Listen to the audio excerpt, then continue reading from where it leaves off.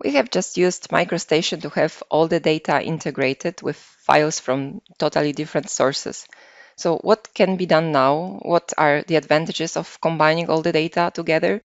Apart from being able to see all the elements together in the real context, of course, and see if they fit aesthetically, it is used for better project coordination, optioneering, verification, and collision detection. A very simple but useful tool we could use now is measure distance. We can verify the distances between the buildings, windows, or other elements, and make sure that they meet the requirements. We can also export the combined model to other format or use it for the presentation purposes and create images and visualizations for a client. I will create a PDF with a general plan of the area. I will use the top view and select the rasterized option.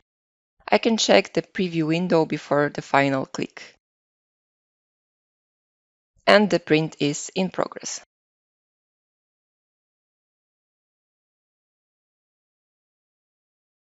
And there is the ready plan. As you can see, it is a simple rasterized image. Of course, the display style could be adjusted before the export. I can use the same dialog to create a 3D PDF. I will close other views and adjust the view 1. Let's zoom in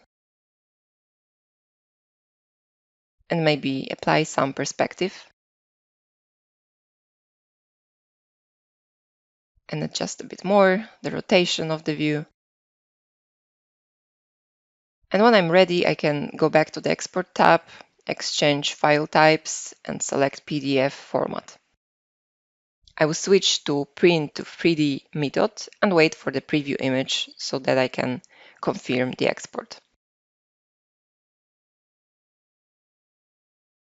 And here is the 3D PDF. It is much more interactive than the rasterized option. First of all, we can select every separate element of the models. We can zoom in or orbit the view, just like in the modeling application. And there is an option to change the display style to wireframe or other, or to switch between the perspective and parallel view. There is a model tree that we can open and switch on and off the display of the references.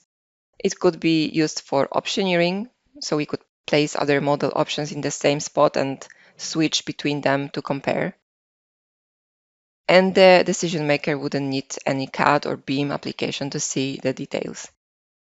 There are also options to toggle a cross section if it was applied, to enable some extra lighting, or to go back to the default view settings.